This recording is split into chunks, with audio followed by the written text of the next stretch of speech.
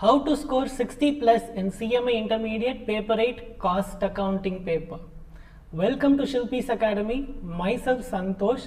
I am going to elaborate or give you insights as of how to score 60 plus in CMA Intermediate Paper 8 Cost Accounting paper. இந்த வீடியோக்குள்ள போறதுக்கு முன்னாடி நம்ம ஒரு basic understanding வச்சுக்கலாம். CMA பொறுத்த வரைக்கும் நம்மளோட கோர் பேப்பரே காஸ்ட் அக்கவுண்டிங் பேப்பர் தான். அண்ட் மெனி ஸ்டூடெண்ட்ஸ் நிறைய பேர் எல்லாமே ஃபீல் பண்ணுறது என்னன்னா காஸ்ட் அக்கவுண்டிங் பேப்பராக கஷ்டமான பேப்பர், இதில் 60 ப்ளஸ் வாங்குறது கஷ்டம், பாஸ் பண்ணால் மட்டும் போதும். இது வந்து ஜஸ்டோட மித்து தான். கண்டிப்பாக நல்லா படிச்சிருந்தா cost accounting paper is the scoring paper. டேக்ஸை விட லாவை விட கண்டிப்பாக காஸ்ட் அக்கவுண்டிங் பேப்பரில் ஈஸியாக மார்க் வாங்க முடியும், provided you are well prepared. சரி, வெல் ப்ரிப்பேர்ட்னா நான் எப்படி அது வெல் ப்ரிப்பேர்ட்? சரி, ஃபஸ்ட்டு மார்க்ஸு, ஒன் வேர்ட்ஸ், எனக்கு இந்தந்த சாப்டருக்கு இவ்வளோ வெயிட்டேஜ் இதெல்லாம் பார்க்குறதுக்கு முன்னாடி காஸ்ட் அக்கவுண்டிங் பேப்பர் புரிஞ்சு படிச்சிருக்கணும், எல்லா சாப்டரும் படிச்சிருக்கணும். இதுதான் 2 ரூல். அப்போ நான் புரியாமல் படிச்சிருந்தா நான் என்ன பண்ணுறது? நோ செகண்ட் தாட், கண்டிப்பாக புரிஞ்சு தான் படிச்சிருக்கணும். ஃபார்முலா பேஸ்டாக போயிடக்கூடாது. சரி, கண்டிப்பாக எக்ஸாம் பாயிண்ட் ஆஃப் வியூலேருந்து ஃபார்முலாஸ் பை ஹார்ட் பண்ணி தான் ஆகணும். ஃபார்முலாஸை வச்சு தான் நம்ம சம் போட முடியும். S, I accept. பட் அந்த ஒரு ஃபார்முலாவும் ஏன் வந்துச்சு? ஏன்னா கொஸ்டினில் சின்ன சின்ன ட்விஸ்ட்ஸ் வச்சுருப்பாங்க. ஏன் இந்த ஃபார்முலா அப்ளை பண்ணுறோன்னு தெரிஞ்சதுன்னா அப்படின்னா தான் நம்மளால் வந்து எங்கே எந்த ஃபார்முலாவை அப்ளை பண்ணணுன்னே நம்மளால் புரிஞ்சுக்க முடியும். ஸோ எனக்கு எந்த அளவுக்கு சப்ஜெக்ட் நல்லா புரியுதோ அந்த அளவுக்கு cost accounting paper easy. And cost accounting பேப்பரில் அவங்க நீங்கள் கரெக்டாக போட்டுட்டிங்கன்னா மார்க் குறைக்கிறதுக்கான வாய்ப்புகளே இல்லை. ஸோ ஈஸியாக 80க்கு மேலேயே வாங்கிட முடியும். ஸோ ஃபஸ்ட்டு நல்லா புரிஞ்சு படிச்சிருக்கணும். ஏன், எதுக்கு, எப்படி எல்லாமே தெளிவாக தெரிஞ்சிருந்தாலே போதும். அடுத்தது, எந்த சாப்டரையுமே ஒமிட் பண்ணிடக்கூடாது. சரி, அந்த ஏன் ஒமிட் பண்ணிடக்கூடாது நான் சொல்கிறேன் அப்படின்னா, நமக்கு 30 மார்க்ஸுக்கு என்ன இருக்குது?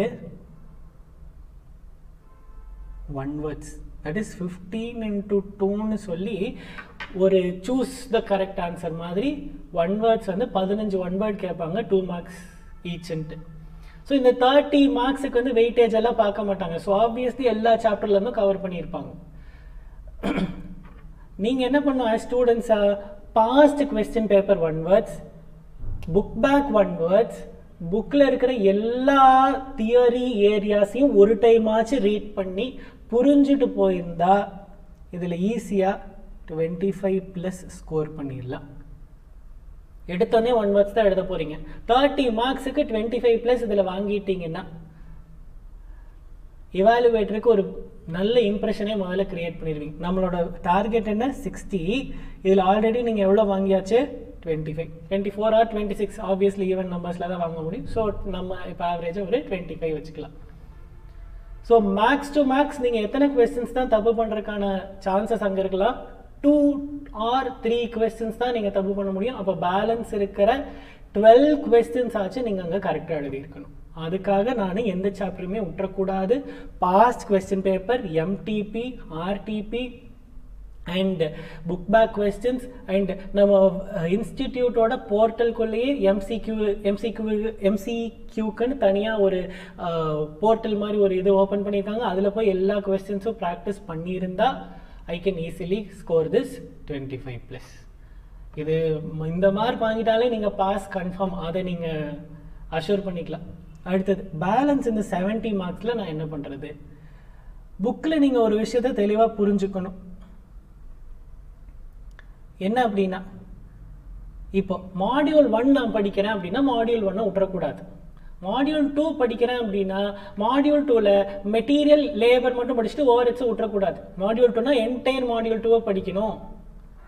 இல்லை ஒரு மாடியூல் எனக்கு தெரியல, எனக்கு இதில் 2 சாப்டர் தெரியல, இப்போ ஒன்றும் இல்லை, மாடியூல் 5ல் எனக்கு 2 சாப்டர் தெரியல அப்படின்னா அந்த பேலன்ஸ் இருக்கிற அந்த சாப்டர்ஸையும் நீங்கள் கம்மியாக பார்த்தா போதும். நீங்கள் உட்காந்து அதை மிச்சம் 3 சாப்டர் ஒழுங்காக படித்து அதுக்கப்புறம் 2 சாப்டர் சரியாக படிக்காமல் போகிறதுங்கிறது வேஸ்ட். ஏன்னா அவங்க வந்து கொஸ்டின் பேப்பர் ஃப்ரேம் பண்ணும் போதே ஒரு மாடியூலுக்குன்னு தனித்தனியாக 15 மார்க்ஸ். மாடியூல் 5ல் எனக்கு ஃபார் எக்ஸாம்பிள் ப்ராசஸ் காஸ்டிங்கில் ஒரு கொஸ்டினும் ஜாப் காஸ்டிங்கில் ஒரு கொஸ்டினும் கேட்டிருந்தாங்க அப்படின்னா, எனக்கு ஜாப் காஸ்டிங் தெரியும், ப்ராசஸ் தெரியாதுன்னா என்னால் அந்த 15 மார்க் ஒரு கொஸ்டினில் ஒரு 7 மார்க் தான் அட்டன் பண்ண முடியும். பேலன்ஸ் இருக்க 8 மார்க் அட்டன் பண்ண முடியாமல் போயிடும். ஸோ நான் கஷ்டப்பட்டு ஜாப் காஸ்டிங் படித்தது கொஞ்சம் வேஸ்ட்டாக போன மாதிரி தான். எனக்கு வேறு வழியே இல்லைன்னா ஆப்வியஸ்லி அந்த 7 marks is going to help you தான். பட் ஸ்டில் ப்ரிப்பரேஷன் பாயிண்ட்லேருந்து ஒரு மாடியூல் எடுத்துட்டிங்கன்னா அதை கண்டிப்பாக ஃபுல்லாக படிச்சிருங்க. இது ஃபர்ஸ்ட் ரூல். சரி, இப்போ நம்ம சாப்டர்ஸ் எதுக்கு எப்படி எப்படி இம்பார்ட்டன்ஸ் கொடுக்கறது அப்படின்னா, கண்டிப்பாக மாடியூல் 2-வை ஃபுல்லாக படிச்சிருங்க. கன்ஃபார்மாக ஒரு 15 mark அங்கே வந்துடும். இதில் தப்பு பண்ணாமல் போட்டிங்கனாலே போதும். இங்கே +15. அடுத்தது மாடியூல் 6. மாடியூல் 6 பொறுத்த வரைக்கும் பட்ஜெட் ஆல்ரெடி உங்களுக்கு நல்லா தெரிஞ்ச சாப்டர், ஈஸியஸ்ட் சாப்டர் பட்ஜெட் தான். அடுத்து standard costing and marginal costing formula based தான்.